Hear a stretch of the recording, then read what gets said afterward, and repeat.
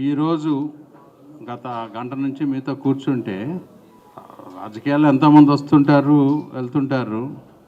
జనరల్గా నేను నమ్మిన సిద్ధాంతం ఒకటి, ప్రజాస్వామ్యంలో కులాలు మతాలకి అతీతంగా మానవత్వ దృక్పథంతో రాజకీయాల్లోకి వచ్చిన ప్రతి వ్యక్తి కూడా ప్రతి సమస్యని సామరస్యంగా పరిష్కరించడానికి ప్రయత్నం చేయాల్సిన బాధ్యత.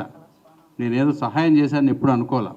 డెఫినెట్గా రైతులకు ఇక్కడ అన్యాయం జరుగుతుంది, అది బాధ్యతగా చేయాలనే ఉద్దేశంతోనే నేను చేయడం జరిగింది.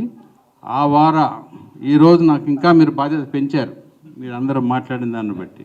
అదే కాకుండా ఒక మనిషి జీవితంలో మంచిగా చేస్తే సరిపోయినాక వాడు మంచోడు చెడ్డోడు మంచోడు అనుకోవటం వాడికి తెలియదు పోయినోటికి. కానీ జీవితంలో ఉన్నప్పుడే బెనిఫిట్ పొందిన వ్యక్తుల్లో నేను ఒకడిని. ఎందుకంటే నేను విజయవాడ పశ్చిమ నియోజకవర్గంలో నేను ఎన్నికల్లో పోటీ చేయడానికి వచ్చినప్పుడు నాకు చాలా రైతులు కూడా, మీరందరూ కూడా వచ్చారు, చాలామంది వచ్చి సపోర్ట్ చేశారు. కనీసం మీ రైతులు అంటే అప్పటికప్పుడు నేను కొంతన్నా మీకు అప్పుడు మీ వెంబట తిరిగాను. అది కూడా ఎప్పుడెప్పుడో గత 20-30 సంవత్సరాలు చేసిన వాళ్ళు కూడా, నాకు తెలియని వాళ్ళు కూడా చాలామంది వచ్చి నా తరఫున ఎన్నికల్లో క్యాన్వాస్ చేసి మంచి మెజార్టీతో గెలిపించడం జరిగింది.